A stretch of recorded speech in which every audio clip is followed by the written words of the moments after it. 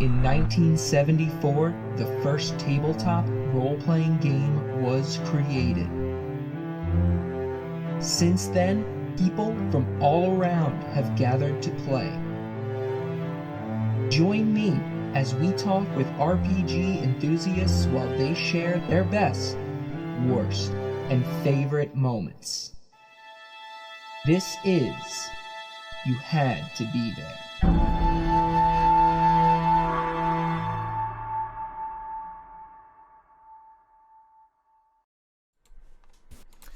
Hey everyone, welcome to You Had to Be There, a D&D storytelling podcast. Before we get started, I have a couple of announcements. So, as always, my music was brought to you by Michael James McGarry. You can follow him at It's MJ Made on SoundCloud or Instagram. My logo for my podcast was created by Nicole Summers of the Reliably Chaotic Podcast, which is a D&D campaign podcast. You can find them pretty much wherever every podcast can be found. And then we have one other special announcement today. I want to give a shout out. So, a while back I had a guest named Matt Hogan. He is the head guy behind the D&D Monsters and More Facebook group. And he's doing a very, very big giveaway right now on the group. So if you haven't joined the group yet and you listen to this podcast, I highly recommend just go to D&D Monsters and More on Facebook, join the group, go to the announcements, and you will see the parameters of the group. It's basically you want to share the group, tag a few buddies in it, and he's giving away dungeon sets from Dirt Cheap Dungeons. He's giving away a dice box from Wormwood, which is really, really high quality stuff, and a couple of $50 gift cards. So go there. One of the parameters is tell us why his episode's called An Absolute Lemon. So if you already listen to this podcast, you're already one step ahead. So please help him out. And that will bring me to my guest today is Adam Bokhari. What's up, dude? Now you can. Hey, Tom, how you doing? You're good, man.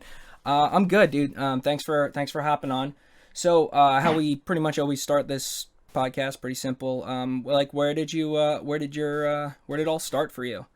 Where did it all start for me? Yeah. Well, I've always been nerdy. I've always been, into those kinds of things. But I guess the whole D&D obsession started probably around age 10 or 11. Oh my God. That's a long time ago. Veteran up in here. So Hell yeah. To give some perspective, I'm 26 now, going on 27. It also just occurred to me, would it be better if I had headphones in? Probably. Yeah. You want to pause for 10 seconds no problem, while I grab my headset? Yeah. Grab some headphones. I just realized your audio is going to be coming through my channel. I'll be back in 1 second. Yeah, no problem. So we'll just talk a little bit more. So yeah, the D&D Monsters and More group, if you haven't checked it out yet, it's really, really great. Very good, tight-knit community. Everyone's so cool on it. You can post questions, or if you're new to anything as far as DMing, a lot of people will help you out when it comes to DMing. A lot of people will kind of help you build characters. There's people post their artwork. It's a really, really cool setup as far as that all goes. So I definitely recommend checking out that group. Because it's good. It's good to talk about this stuff. That's why we're here. That's why we're doing this. All right, cool. Amateur hour here. Totally forgot about the headphones. No, it's good. You know what? I kind of forgot about them too. So it happens. Even I make mistakes. I make a lot of mistakes. Let's start from the beginning. So sure. So Adam Bokhari. So once again, tell us. So you got started. You said you were 11 years old. Yeah. So I got started with, I got bit by the D&D bug pretty early on. I mean, I always loved fantasy as a genre. Right. Growing up, my favorite movies were, Lord of the Rings and Harry Potter. And I even had this really weird version of the animated Hobbit movie that I got. It's like someone bought it for me as a bootleg. And, I was sort of immersed in it for a long time. My favorite thing to imagine was either, riding dragons or fighting magic wizard battles with people, Harry Potter spell duel style. And that's when I first learned what Dungeons and Dragons was around that time. Right. And then I think around age 14 was when I really was able to engage with it for the first time. Cool. So yeah, how'd that go? I mean, by the way, I'm with you too. I used to run around my friend's front lawn with sticks pretending we were Legolas and Aragorn. So I'm totally I'm bored with that. So how did you seek this out? Was it just you, or did you have some buddies that kind of went along with this journey? For the longest time, it was just me. Just you. That's how it felt. For the longest time, I was like, man, I am the only person who thinks this is cool. Right. So when I was around 14, I went to a convention called Anime Next. You might be familiar with it. I think I've heard of Jersey. it. I'm not I like a lot of nerdy things. Anime is one thing that never bit me, but I know people love it. So you went to this anime con? Yeah, I didn't even go because I was into it. I went because I had some friends who were already going. A couple of them wanted to cosplay and do some things, and I was like, I'm 14 and this is cool. So right. Yeah. I went with them. And the con was fun. At the time, I wasn't really big into anime. I had caught a couple things on Toonami or this or that, but it wasn't really my thing. And then I saw on the map that there was a game room, so I said, okay, that's more my speed, because I'm a big board gamer. Onward to the game room. So I go into the game room, and a bunch of people were playing D&D 3.5. Okay. And I was like, no way. People actually play this game? Right. So I sat down, played with them. I believe my character was a monk. We were Very cool. We were traipsing through the sewers, and at one point our paladin had to leave because he had something to do. So we were joking around that we had a cardboard cutout of him, and it was basically the same, Right. So we were just carrying a little cardboard cutout of him so the party didn't lose a member. And the coolest thing I remember was a giant crocodile came up out of the water and attacked us. Uh-huh. And I immediately ran in, grappled it, and held onto it while everyone else beat it to a pulp. Hey man, the grapple is an underestimated ability, because I say it all the time, but I learned from a friend, a caster, grappling is literally the bane of their existence. If you just grab them, just grab them. Yeah. I love playing grapplers. Yeah, and it's such a good move too. Just if you're strong, you got the athletics, especially if you're barbarian, because it counts as the attack, so you just grab them. Yeah, fantastic. So you sat down, and did they just build the character for you, and they're like, here you go? That's good. Yeah. No, so they actually helped me put the character together myself. So I had my own sheet. Obviously it was pen and paper, because this was 12 years ago. Yeah. So I sat down, they explained to me everything that I needed. We weren't playing at a high level. I think we were maybe level 1 or level 2. So it wasn't too hard to put the character together. And then from there, that kind of just lit a fire in me, and I couldn't get enough. So I spent years and years and years trying to convince my friends to play, or just anybody to play with me. God. I would listen to podcasts. I was a big fan of the Critical Hit podcast, if you're familiar with that one. No, I'm not familiar with that one. It's a good one. It's a good run, and there's so many of them. It's hard to keep up, but it is cool. I enjoy listening to a couple of them. So I what's best about that, the listening part, is it just helps you learn so much, and you like everything. For me, I wouldn't have been able to really know how to play or DM, which I've done only a couple times, but it just listening to people do it who have been doing it for a long time, super helpful. So yep. I'm with you on that. So that was the first time I had played, was probably when I was around 14. Right. And I still did not understand the game. I still didn't get it, And for years after that... It was also 3.5, which was... I've never played, but I heard his leaps and bounds more complicated than 5e right now, so... It's definitely more complex, especially in terms of the character build. But I feel like the actual minute to minute of playing is very similar. Okay. It's just there's a lot more minutia to keep track of. Right. So there's just a few more. I mean, I know I've talked to people who play Pathfinder 2, and that's more on that line as far as the crazy varieties of the characters and stuff you can make. Which after being so deep in now, I kind of get it. I'm like, man, I wish I could do I could do that if I was playing a different system, but this one is a little more limited, but I feel like it's still just so great. I don't know. I'm a fan of it, but I liked it too. So I looked into Pathfinder 2e as part of the playtest of it before it fully came out. So I read through the book. I actually played in one game. I think my character was a goblin alchemist. He was one of those mad bomber types. So I was just putting together fire bombs and throwing them like crazy and cackling like a maniac. It was great. Very cool. So then, so what was when did you officially find like a solid, because like in this whole time where you were into it, were you just going to game shops and playing with mostly strangers, or? Nope. This entire time I was into it, I didn't have a chance to play.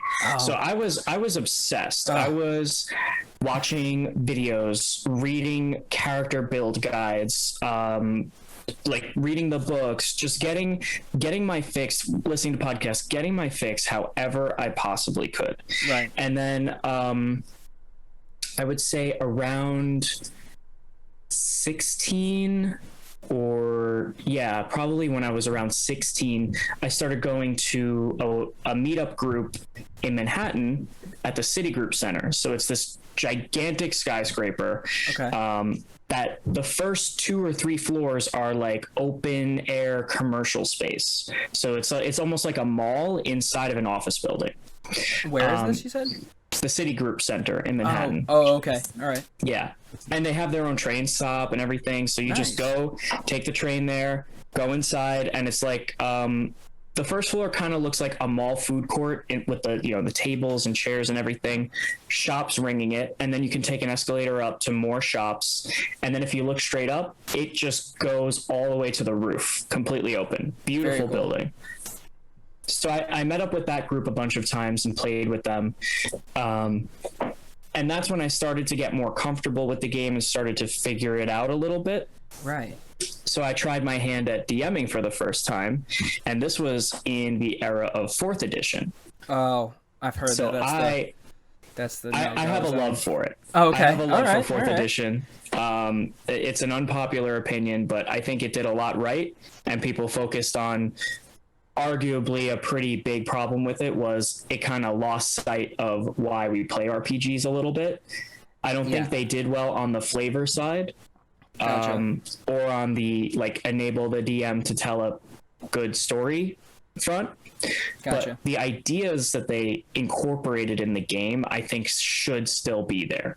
There were a lot of really, really good ideas in D&D 4e. Is it the type of ideas that, like, if you're playing 5th edition, you can implement some of these ideas without straying? So, like, give me an example. Like, what's an idea, like, if you, as a DM, what's something from 4th edition that you took and you're like, I'm throwing this in my game? Like, if you can think of one. Yeah, I can think of a bunch. So first and foremost, one that most DMs probably already use is the skill challenge. Okay. Skill challenges were created, I think, in 4th edition. Okay. So for those unaware, a skill challenge is like, instead of a combat encounter or a back and forth social type encounter or something like that, it's a special kind of encounter where you have a goal and there's 2 tracks, successes and failures. You need a certain number of successes and you need a certain number of failures, which are usually lower than the number of successes required. Right. And you roll initiative and you go around initiative, and on every player's turn, they propose a skill that they want to use to further, their progress along the track, so to speak. So I used a skill challenge recently in one of my games. My players were navigating underwater on essentially a magical submarine. It was a ship that had, a bubble covering it that constantly recycled the air inside, kind of like in One Piece. They had the coatings around the ship. So you don't watch a lot of anime, but nope. I was about to be like, it's neat, but I get the, so essentially I feel like I might be going crazy. I feel like there was another person I had on where had a similar thing where like they were in a submarine and everyone had a job. Is that kind of like where you're going? That's exactly what it was. God. And I feel like I'm probably a common trope. So I'm wondering, because I could have sworn there was like someone was telling me about this either on this podcast or a million other times I talk about D&D. So was that kind of it? It was like, you're in charge of this, I'm in charge of this? It started that way. Okay. So they're on the ship.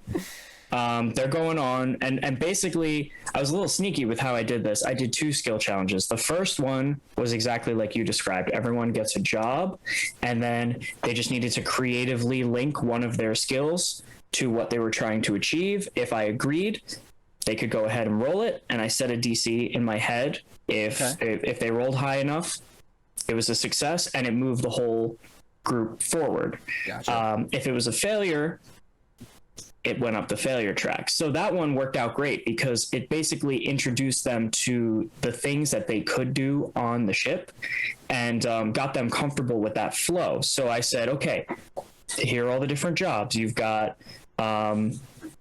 the helmsman, you've got weapons, you've got crow's nests to be the lookout. Right. You've got bilge. Bilge was really important because in a submarine, you need to be taking in water or expelling water to go up or down. So the person who was on bilge was basically controlling their depth, and then the person on helm was controlling direction. Right. There was a person in engines or engineering. They were basically controlling the speed. And then we had weapons, and the lookout was the one keeping an eye out and telling everyone where to go. What kind of checks were they? Intelligence? Were they dexterity? Like, what kind of checks do you use for it? Could have been. It wound up being, across the whole board. So some of the ones that made sense to me were survival, any kind of knowledge. So intelligence came up a lot. Yeah. Dexterity and strength came up. So for the person on bilge was doing athletics checks over and over and over again. Manual, anything throwing like a heavy lever, probably, right? Something exactly. Like that. So the one rule, there's a couple. I'm pretty sure they're in the 5e player DMG as well, but the rule is you can't use the same skill twice in a row. Okay. So that means basically you can't use the same skill that somebody used right before you. Okay. So the players figured that out pretty quick, and they started, changing up what they were doing so they didn't conflict with each other. Mm-hmm. I had the person on lookout doing perception checks. I had the person on the helm was doing dex checks, sleight of hand checks, or all sorts of different things. And at one point, one of them was doing persuasion checks to rally the crew of the ship, to basically like get the crew pumped up so they would be working more excitedly. And then one of them did an intelligence check to say, I want to do a process automation.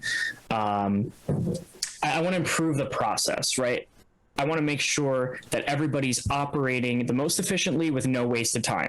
And I was like, that is a perfect use of intelligence. Go ahead and roll for it. Nat 20, of course. So then I was like, you come up with a process. Yeah. After observing what everyone's doing, you figure out the most efficient way for everyone to do everything. Right. And now the crew is operating at like 90% efficiency. Nice. So did you just like almost lower the DCs for everything? Or no, I just set a DC that made sense based on how hard I thought it would be to help. When he made that intelligence thing, like you do this way, did you just have them roll like at advantage, or did you just have them roll lower DCs? It wasn't like a blanket thing. For some of them, I would give advantage if what they did made sense, or what somebody else did made it easier for them. Mm-hmm. And for others, it was just straight rolls. And if it was for something that I thought was really, really hard to pull off, I would up the DC in my head. Like if someone came up with something completely random, and I'm like, that could help in theory, but you would have to do it really well for it to have any noticeable effect. Then the DC might jump to like 15, because this was a party of level 5s. It's really cool. Yeah, so that was the first time I used it. And then in the next session, the entire time they were in the submarine, they were being tailed by this big shadow, like maybe 1,000 feet below them. And the person on lookout was keeping an eye on it. And at a certain point, it started getting closer. So they're like, oh, crap, what do we do? Right. So they tried to outrun it. But as they were outrunning it, they were coming up on a giant whirlpool. So they were kind of caught between the shadow and the whirlpool, and they had to make a choice. Do we go towards the whirlpool, or do we try to, fight whatever's following us? Uh-huh. And the thing that was following them was a Kraken priest riding a Kraken. That's awesome. so they slow down to stop, so they don't go into the giant whirlpool that's in front of them. Right. And the sea creatures use that moment to then attack. So they had like 7 or 8. I think I just used reflavored Sawagan. 7 or 8 of them just stormed the entire boat all at the same time. So the players are now fighting on every level while the Kraken is closing in on them. Oh my gosh. One of them casts Conjure Animals and fills the entire boat with giant constrictor snakes. So now everybody's trying to step around the snakes, and the snakes are like squeezing the life out of the fishmen. The Kraken catches up to them, wraps all of its tentacles around the boat. Oh no. All is lost.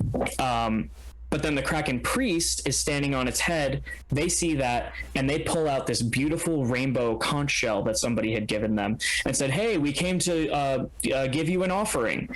And she said, "Oh." She stopped the attack and said, "Oh, you came to give an offering to the Lord of the Seas over here. Okay, let me show you how to get to him, so you can give the offer. This is such a fine offering. You should give it in person."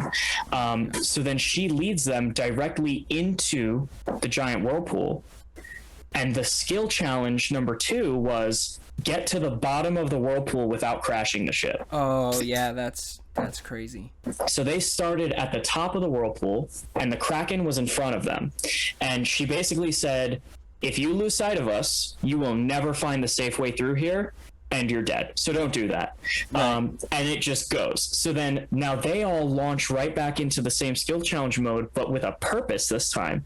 And it was so much fun. They were like doing anything you could imagine to make this thing go faster, to the point where I think one of the players was in the engine room, rolled a nat 20 on whatever skill they were using, and there was a fire elemental basically trapped in a crystal that was fueling the whole ship, and they pissed off the fire elemental, so it just started like burning off its own life force to try and break out. And then they had to keep the engine cool or the whole thing was going to blow. Oh my gosh. Then they started casting Create and Control Water, so they've got water flowing around the crystal. What level were they at for this? This seems like 5. 5? Only level 5? That sounds crazy. Yeah. So then the druid cast Control Water because there was water coming through the hull. So he's like, okay, I'm gonna hold on to. Maybe it wasn't Control Water, but they figured out some way where they were cooling down the engine. It was something like that, but they were cooling down the engine faster than the fire elemental could heat it up. So they basically supercharged the ship, and they wound up going faster than the Kraken. So now they're ahead, and they don't know where it's safe to go. So now the person on lookout's the only one who can help them. And it was just a very harrowing, very hectic fight. How did the person on lookout communicate? Did they have to like run down the line like more steam, you know, like how did they do that? No, I think the way I set it up was they had those sort of like horns, those metal tubes with a horn on the end, and they could talk through them, and everyone on the ship could hear it. Like we used to play with at the amusement at the playgrounds. Like, hey, exactly. And some of them had message.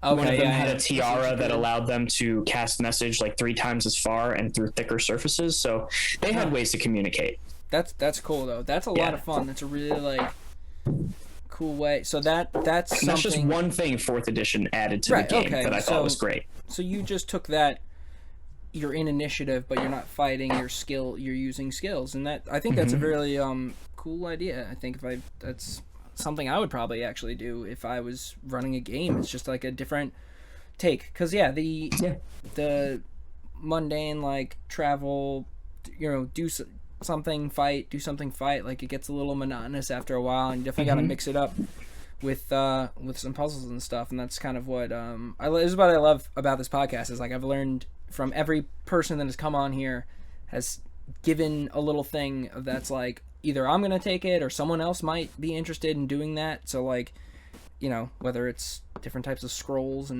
or you know, that's a really cool kind of thing. Yeah, so everybody's got their own little flavor that they nice. Bring to things. So what have you been doing now, as far as now? Is this a campaign that you're running currently on? This is a campaign that just ended. Maybe a month and a half ago. We had been playing for a year, maybe a year and a half, And this was my first homebrew campaign that was entirely homebrew. The world and everything? Yeah, almost everything was homebrew, which was very daunting, very exhausting, but so rewarding. I don't think I would do it again for a while, but it was a unique experience because, you know, most of my DMing experience over the years has been using published adventures. Yeah, modules. So like I said, I started around 4th edition, and I ran Keep on the Shadowfell. For those of you who are familiar, that was a really, really fun one from 4th edition. So I ran Keep on the Shadowfell for my friends in high school. Ran a couple games in college, you know, all just throughout college, because I was part of a club at Stony Brook University called Gamers Guild. Gotcha. So, you know, ran a couple games for Gamers Guild, not too many. And that was around the time that, you know, everybody switched to 5th edition. Right. But somewhere around the beginning or middle of 2019, I think it was, maybe even late 2018, I discovered Dungeon Crawl Classics, which is one of my favorite RPGs, just hands down. Okay, so this isn't Dungeons and Dragons. This is a different system? Yes, it is an OSR game. If you're not familiar with the acronym, it's Old School Renaissance or Old School Revival. Gotcha. Basically, it's a genre of RPGs that are coming out today that are emulating games from the 70s, like mid to late 70s, they're early 80s. Taking the campaigns and making them with the more modern rule sets. They're taking the ideas and the concepts and creating them with new modern rule sets. Yeah. Gotcha. So Dungeon Crawl Classics is like a gonzo crazy inspiration of like all of the old novels from the 70s and basically anything that was in Appendix N of the original Dungeon Master's Guide, if you're familiar. Appendix N is the list of inspirational works that helped form the first Dungeon Master's Guide. You know, so Gary Gygax, and I can't remember the names of the other authors. They wrote in Appendix N of the first DMG. These are all the books that we used for inspiration, and there's like 30 books. So many authors that are, you know, pivotal to adding to the game. Some of them, like Jack Vance. He created Vancian magic. You might be familiar with that term. Vancian magic is the kind of magic that we use in 5e, except you don't forget that. So the way it works is you memorize a spell. Right. It stays in your head until you cast it, and then it leaves, and you have to memorize it again. So that is how Wizards worked, I believe, in 2nd edition and probably parts of 3.5 or 3rd edition. I can't remember off the top of my head, but Jack Vance is an author who created that system of magic, Vancian magic. Gotcha. Wow. Yeah, there's all sorts of novels and authors and all these things. I didn't even know it went that deep. I was like, you just know the spell, right? That's crazy. Wow. So that's really the concept of an elf didn't even come from Tolkien in the way that it went into Dungeons and Dragons. It came from a different author, a totally different fictional work that informed how the elf was created and expressed in Dungeons and Dragons. That's why they're a little different from like Tolkien elves. Right. It's interesting. No, that's fascinating. I like really had no idea that it went that deep, that it was thought of that much. Like, how would they? But I guess that makes sense. Like, you see those components in like 5th edition, which is the only thing I'm really super familiar with, but like the vocal somatic and the components, I guess, right, or something like that. So like, yeah, there's all those different aspects to the spell, but I never thought of it like how you had to think about it in your brain. And it's crazy that these authors they're just so good at that. And I think also that's kind of what makes a really good DM, is like not sitting in the pigeonhole and really thinking of all those aspects in like an entire world, as opposed to like what's happening right in front of you. Because when something's happening right in front of you, there's also things happening in the minds of the people around you, and the whole world that is created is based on that. So that's really fascinating. So when I hear that you spent years just like just like watching and listening and doing all the stuff and not getting to play, it hurts my heart. Just like way to hang in there for the team. So I get to do that. I was committed. Did you get to like play in a campaign after, like when you eventually, or did you just start DMing? Have you been primarily DMing for most of your time? I have been forever DMing for a long time with a couple campaigns mixed in.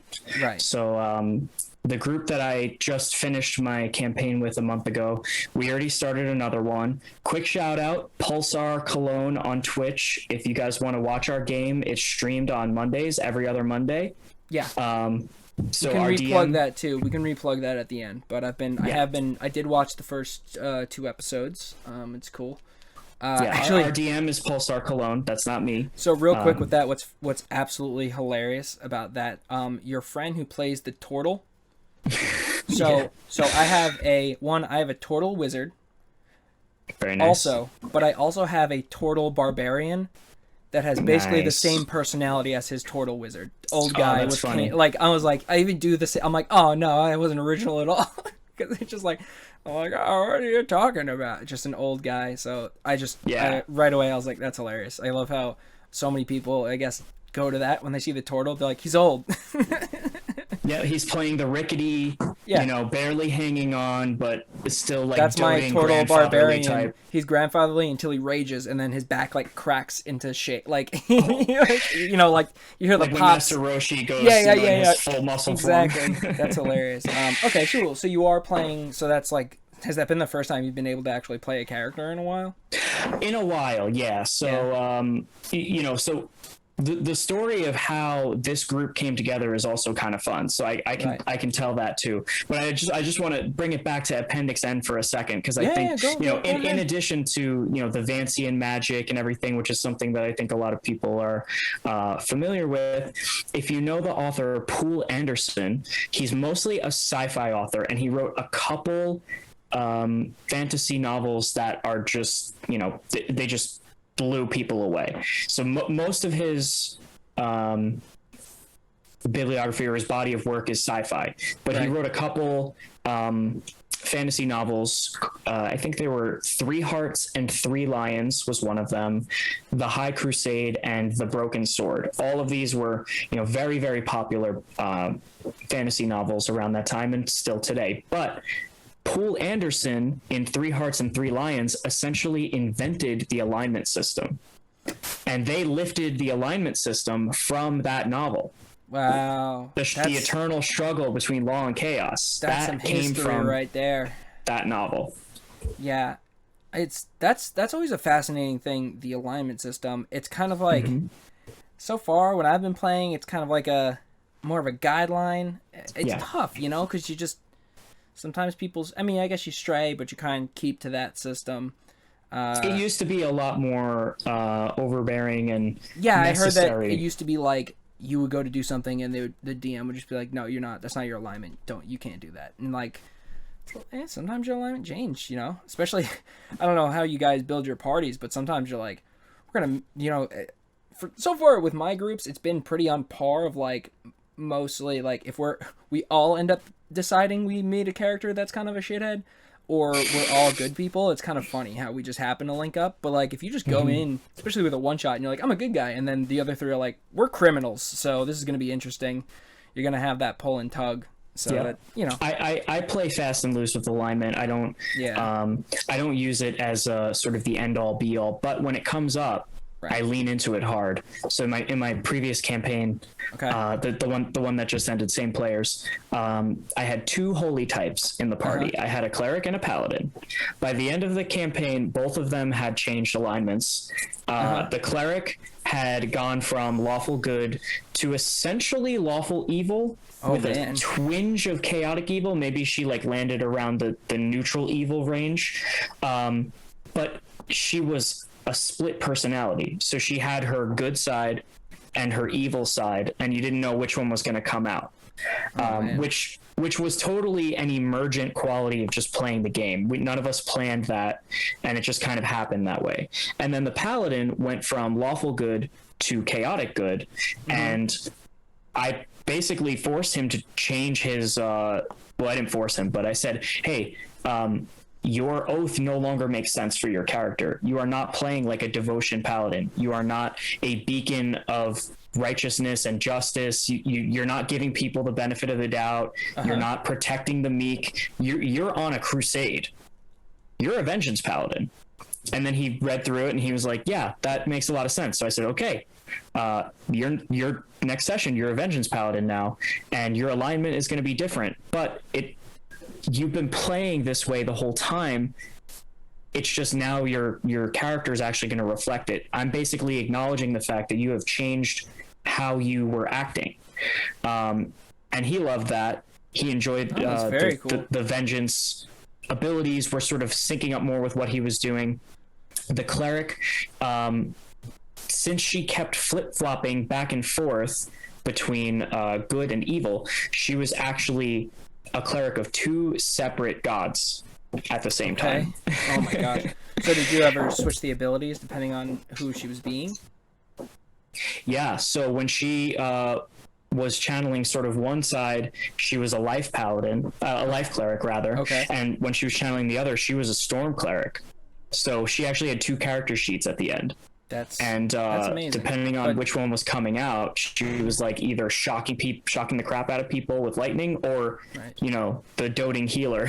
Kudos to you for being flexible like that and kind of offering that as an option, because I don't know. Yeah, I feel like I saw it as an opportunity. Probably comes with the experience that you have too, because I feel like a newer DM would be like, no, I don't know what you're talking about. You're just, I don't know. That's a weird thing, but it does make sense. People, change in the real world, and your characters will change as they go and stuff like that. So yeah, I saw it as an opportunity because the two of them took an action that I considered diametrically opposed to what they claimed their characters were all about and what their gods were all about. So they had taken an action that I just considered so outside of the realm of suspending disbelief that your characters would do that. But actually, oh well, it's a funny one. So they that's what we dig for. All right, so your characters, so your cleric and your paladin, you had to change their oath and their background essentially because of this one thing that happened that they did that was off color. So what did they do? Okay, so the whole campaign was basically revolving around these guys called the Spellbreakers, who were,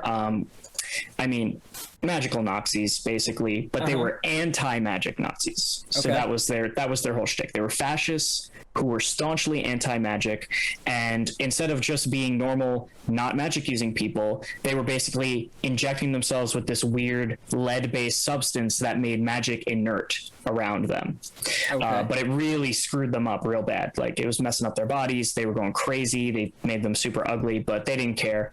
And they had the backing of the church that was running the area at the time. So they were just kind of running rampant, doing whatever they wanted. Took all the magic items from the lower classes and gave licenses to the upper classes so they could keep all their magic items. So it was basically just a giant power grab / wealth transfer that was state sponsored basically. So the players were trying to infiltrate one of the precincts in the city that had been given to the Spellbreakers. So their plan was, we're going to tunnel underground and then blow a hole in the wall and then stage a jailbreak, because a bunch of people had been basically being taken as political prisoners. So they go into this abandoned manor pretty close by to the precinct, and when they go down into the basement, one of them smells sulfur. Okay. And they're like, okay, that's not normal. So they go hunting around and they find basically a false wall. And when they open it up, there's a cavern underneath the manor where there were two charred corpses inside. And in the middle of a blackened summoning circle was the carcass of a demon. Okay. So everyone's immediately on high alert. They're like, oh crap, what is this? What's going on? And they walk inside, they start investigating, and they hear a creak behind them. And when they turn around, they see that there's two kids on the stairs watching them from behind. And so the party's like freaked out. Right. And the kids get spooked. But eventually, they calm them down, and they have the kids, come downstairs, and they start talking to them. And the kids are saying, "Where's mommy and daddy? Where's mommy and daddy? Did they come home yet? They've been gone for so long. They said they would be back. We're both so hungry," this and that, right? And in my head, the bodies around that summoning circle were their parents. And their parents were, dabbling in some things they shouldn't have, like, kind of like a Castellanter type family. They were messing around with powers that were beyond them because, wealth and power. And they screwed it up, and the ritual failed and cost them their lives, right? Right. But the wrinkle that I wanted to throw in, because I thought it would be interesting, was the spell book that they were using was still intact. And the two children had been marked as sacrifices. So the children were supposed to be sacrificed, and that's why the ritual failed, because the children were not sacrificed. Not because the parents wanted to help them, but it just didn't work. So the children lived, the parents died, the children had no idea what was going on. Okay. So my paladin uses his divine sense on the children. And I said, "You are getting a fiendish presence from their direction." Oh God. And so he takes that as, "They're fiends in disguise. I'm going to kill them now." Oh no. And he tells the rest of the party, "Don't trust a word they say, just kill them." But he didn't realize that the reason they were coming up that way was because there were two strands of energy coming from that book to them. And I described that to him. I said, "There's two tendrils of energy that look like they are floating from that book you found to the children." And if they had investigated it, they would have seen that the two children were branded on their sides, and that's where the energy was sort of flowing in, and it was trying to pull them in to complete whatever it was trying to do. The book was hungry, basically, and it wanted to eat them. So they immediately jumped into action, tied the two kids up. Oh God. And they're freaking out. They're like, "What's going on? What's going on?" And they're like, "No, you're evil." So then they set them on fire. Oh no. So these two children are burning, basically. And I gave at least 4 or 5 hints that they're not fiends. They're just covered in fiendish energy. They themselves are not fiends. I gave a bunch of hints, but they were doing their thing, right? So that's where the paladin messed up, because he didn't give them the benefit of the doubt as a devotion paladin should. He said, "No, evil must be smote no matter what." Oh no. So he initiated that. Then the cleric, she didn't try to stop it. Uh-huh. And when they set the children on fire, I described their screams, and she said, "Oh, I don't want to hear this. I cast silence on them." Oh. And then I said, "Now your god is mad at you." Oh my gosh. So a life cleric and a devotion paladin basically lynched 2 children because they were associated with some, negative things. Now, the argument could be made that I wasn't clear enough that they were just regular kids. I wasn't trying to bait and switch. The plot hook was the kids are basically cursed by the book, and they were supposed to, break the curse so the children could live their lives, because they couldn't even leave the house because the book was there. The book was tethering them. So, no, it's not. Honestly, I don't see. I mean, it's a poorly miscalculated event. If they saw that they were connected to the book, they could have investigated the book and found out more about the situation. Exactly. Woof. And that's why the moment the cleric cast silence, and the children had passed, both of their divine powers completely winked out. Oh my gosh. And for all intents and purposes, for the next 2 sessions, their characters were powerless. And they were like, "Wait, what's going on? Why did our connection to the divine go away?" And it turned into a whole little side plot. Very interesting. It went over, way better than I expected. It turned into this whole side plot of redemption, where they lost their powers because they had lost themselves. And then they had to sort of redeem themselves, because killing those children meant that their souls now belonged to that book. So their souls did not pass on. They were ghosts now. Oh no. hanging out in the house, confused and scared, and the book was holding on to them. Oh. And they were both, the paladin and the cleric were both given visions from their gods, basically showing them the error of their path and what they needed to do to redeem themselves. So they got the book exorcised, and then they performed funeral rites on the children's bodies and properly sent them off to the afterlife. And then and only then did their powers come back, but they came back different. Oh my god. So that's when the paladin came back as vengeance, and the cleric was now a split personality, because she was conflicted while the whole thing was happening. Should I help? Should I not? Whatever. And then eventually she just said, screw it, I don't want to hear this. So then her brain fractured. The player decided to do that, but we kind of came up with all this together. Her brain fractured and she became two separate people. Wow. I was trying to dig for something, like, I don't even know. So I tried to find a clip in this. I don't think I'm going to use some of that, because you're like, what the hell's going on? That is horrifying. That's some D&D gone wrong, which I guess can happen. So right. It went so right. So wrong. Everyone was so satisfied by the end of that arc. That's crazy. That is crazy. I would like to try. We could do like another few more minutes. Unless there's anything specific you want to do. You have any lighter-hearted? I don't want to end on murder of children. Yeah. Let's see. There are some cool things I've been doing recently that I'd like to talk about. Yeah, let's go with that. Talk about your couple recent things for a little bit, and then we'll let you do any more shout-outs you want to do, and then we'll wrap it up. Cool.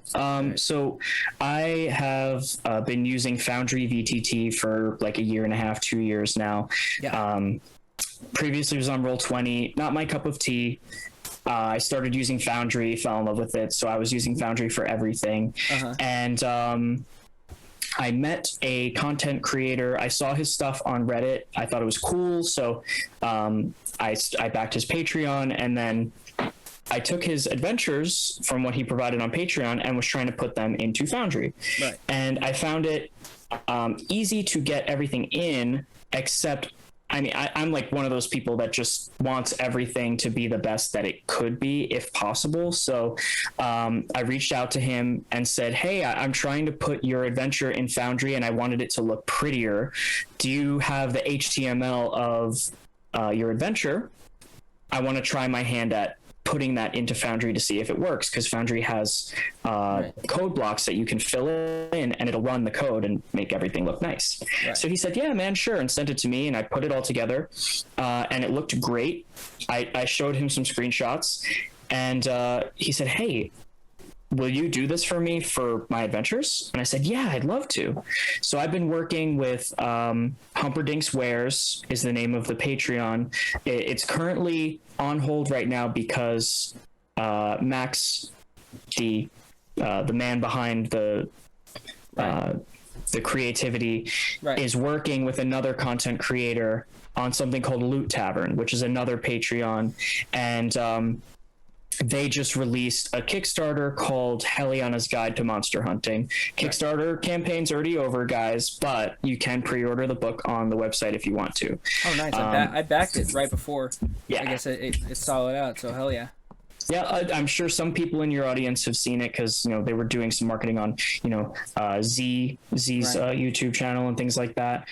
Z Bashu, I think, is his name, and I saw it all over the place. But so I've been working with Humperdinck and now Mo from Loot Tavern, or Agan Mad from Loot Tavern, for the last year and a half or so, and taking their adventures and putting them in Foundry.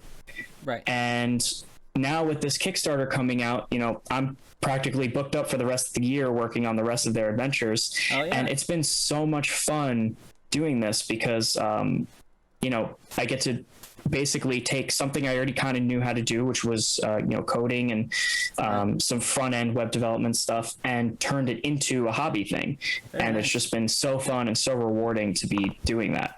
That's really awesome. I during my time playing D&D, we used Foundry once because a friend, one person we were playing with, we used it. It was in the Lost Mines of Phandelver. They used it for the Kragmar Castle just because it was such a big dungeon. Yeah. Kind of deal. Which, I mean, we ended up triggering the entire castle on us, so it kind of didn't even matter. Whoops, it happens sometimes. and it is a very cool program. It was really cool to be able to see and move your characters around, and I like you could set up, if you're doing like spiritual guardians, a little circle follows you around. It's definitely a very, very cool tool, so that's really awesome that you get to do that. I did back the Heliana's Guide to Monster Hunting, and I'm hope you looking like the forward book. to getting my stuff. Yeah, I saw the emails and stuff around that whole system, so I'm looking forward to it. So that's very, very cool. Very cool stuff. Definitely. Yeah, that's been sort of my obsession for the past year, working on that, and Heliana's has been probably the biggest project of my whole year and a half working with these guys. And I at this point, I'm hoping that it'll continue to grow and change, because I'm just learning new things every day, every time I play around with this stuff. And they come up with all of these really interesting mechanics and all of these interesting situations to put players in. Max is really good at that, at crafting these intricate mechanics and these intricate encounters that somehow all still mesh together and make sense while not being too onerous for the DM to run. Very cool. I'm looking forward to it, because I think you mentioned it's like a more kind of one-shotty, which is good, like a bunch of kind of one-shots strung together, which is good, because I don't get to, I'm busy as it is, so it's very very good, very useful. You can probably use it. So, sometimes it's good to steer people off. If you want to change of your main campaign, you just throw them something else that's kind of similar like that, and that's very, very cool. We're kind of getting to the end of this, so is there anything else you want to plug before we sign? You can restate the campaign you're doing now on Twitch if you stream yourself or whatever. Oh yeah, sure. So the campaign that I'm playing in on Twitch is with my DM Pulsar Cologne. I guess links will be in the description or whatever. I'll set that up. We play every other Monday, and then he has another campaign going on every Tuesday. He's doing the Age of Worms campaign, which is I think an older Pathfinder adventure path, so he's running that on Tuesdays. I play every other Monday with them. We're doing kind of like a modified Princes of the Apocalypse, so it's POTA, but he changes a lot of it and adds in his own things, so it's not quite POTA if you've read it before. Check out Loot Tavern, the Loot Tavern Patreon. So Agon Mad, Humperdinck, Jess Jackdaw, they're all working together on Heliana's Guide to Monster Hunting. And if you sub to the Loot Tavern Patreon, you get things like magic items, spells, everything's fully illustrated. Agon Mad is an amazing artist, and he comes up with all this crazy art. And let's see, what else did I want to plug? Oh, you can find me on Instagram at Gathering Hall Games. You can find me on Twitter at Gathering Hall Games. And shout out to my buddy Drowsy Ghost on Twitch as well. He's streaming a lot. Not RPG related, but he's streaming over there on Twitch. And yeah, check us out online.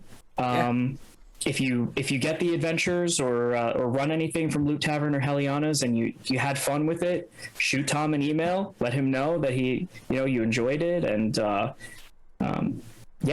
happy hunting. If you hell yeah, man! All right, cool. I'm gonna do my couple sign-offs. Thanks again for anyone listening. You remember, you can always follow us here on Twitch. You Had to Be There podcast. And all of the audios go up every other Wednesday on pretty much Spotify, Apple Podcasts, everything you got there. I will plug also, if you want to be a guest on the show, it's really easy. Just follow us either here on Twitch or wherever you get your podcasts. And then you just shoot me an email at youhadtobethere, dndpodcast@gmail.com. And that is DND with the 3 letters, not the symbol. And then once again, let's just say check out the D&D Monsters and More, so you can try and win some cool stuff. You can follow me for stand-up comedy dates at Tom DeSillis Comedy on Instagram is usually the best way to do it. And I think that would pretty much solidify my final announcements as well. And feel free to join my Discord. I'll provide a link, so if any of you want to join my Discord and play some games with me, I run 5e one-shots, I run Dungeon Crawl Classics one-shots, or it's just a place to hang out. Always happy to have more people in the gathering hall. Definitely. Oh, okay, cool. So that's all collaborative. Yeah, I'll definitely, you'll have you send me all those links after that. Cool. Well, thanks again, anyone listening. This has been You Had to Be There, a D&D storytelling podcast with Adam Bokhari. Thanks, everyone. Thanks, guys.